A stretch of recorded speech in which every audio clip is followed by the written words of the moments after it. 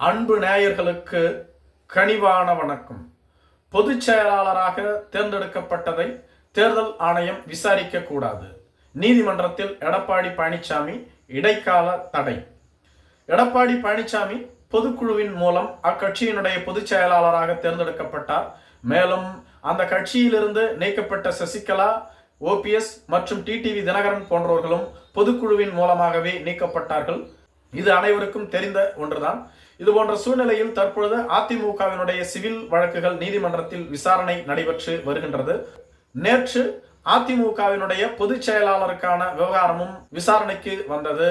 அப்பொழுது எடப்பாடி தரப்பில் ஆஜரான அவரது வழக்கறிஞர்கள், எடப்பாடி பழனிசாமி பொதுச் செயலாளர் ஆனது செல்லும், அவர் பொதுக்குழுவின் மூலம் பொதுச் செயலாளர் ஆக்கப்பட்டார், இதில் எந்த தவறும் இல்லை, பொதுக்குழு அங்கீகரிப்பதனால் இது கட்சியினுடைய உட்கட்சி பிரச்சனை, இதில் தேர்தல் ஆணையமோ நீதிமன்றமோ தலையிடக்கூடாது, அந்த கட்சியில் உள்ள 100% நிர்வாகிகள் ஒருமனதாக எடப்பாடி பழனிசாமியை ஆதரிக்கிறார்கள், அப்படி இருக்கும் பொழுது இதில் தேர்தல் ஆணையம் தலையிடுவதை நாங்கள் விரும்பவில்லை என நீதிமன்றத்தில் எடப்பாடி பழனிசாமியின் தரப்பில் வாதாடப்பட்டது. அதே சமயத்தில் இந்த வழக்கில் ஆஜரான திரு சுப்பிரமணியன் என்ற நீதிபதியோ இது பற்றி தேர்தல் ஆணையம் விரைந்து விசாரிக்க வேண்டும் என கேட்டுக்கொண்டார். மேலும் சூரியமூர்த்தி அதிமுக காரரே இல்லை, அவர் கொடுத்துள்ள வழக்குகளை வைத்து நீதிமன்றத்தில் வாதாடுவதை நாங்கள் ஏற்கவில்லை, இந்த வழக்குகளை தள்ளுபடி செய்ய வேண்டும் என்றும் அதிமுக தரப்பில் பேசப்பட்டது.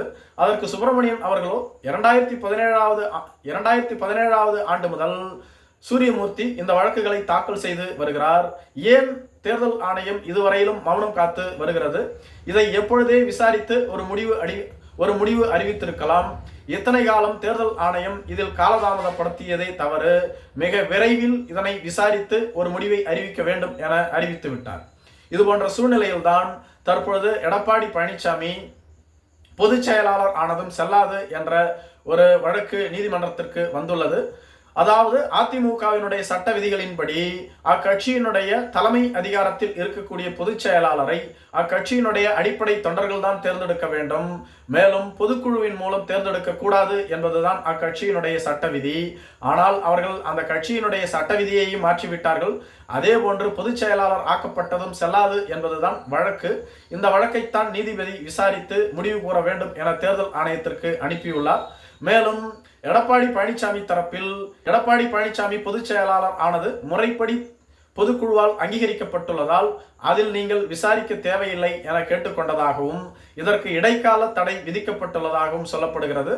அதே சமயத்தில் இரட்டை இலை யாருக்கு என்பது தொடர்பான வழக்கு விசாரிக்கப்பட உள்ளதாகவும் இந்த மாதம் 13ஆம் தேதிக்குள்ளாக இந்த விசாரணைக்கான முடிவுகள் அறிவிக்கப்படும் என்றும் பொதுச் செயலாளருக்கான வழக்கும் இந்த மாதம் இறுதிக்குள் விசாரிக்கப்பட்டு ஒரு நல்ல முடிவு அறிவிக்கப்படும் என்றும் கூறப்பட்டு வருகிறது. எடப்பாடி பழனிசாமிக்கு இவை அனைத்தும் தொடர்ந்து பின்னடைவாக பார்க்கப்பட்டு வருகிறது. ஏனெனில் ஈரோடு கிழக்கு இடைத்தேர்தல் அறிவிக்கப்பட்டு விட்டது. ஒருவேளை அதிமுக போட்டியிட்டால் அங்கு இரட்டை இலை சின்னம் எடப்பாடி பழனிசாமிக்கு ஒதுக்கப்படாது. ஏனெனில் இரட்டை இலை சின்னம் எனக்குத்தான் சொந்தம் என ஓபிஎஸும் எடப்பாடி பழனிசாமியும் நீதிமன்றத்தில் பேசி வருகிறார்கள். அதே சமயத்தில் இரட்டை இலை சின்னத்தை யாருக்குமே வழங்கக்கூடாது என பெங்களூர் புகழேந்தி, சூரியமூர்த்தி, கேசி பழனிசாமி போன்றவர்களும் வாதிட்டு வருகிறார்கள். ஒருங்கிணைந்த அதிமுக இருந்தால் மட்டுமே இரட்டை இலை சின்னத்தை வழங்க வேண்டும் என்பதே இவர்களது வாதமாக இருந்து வருகிறது.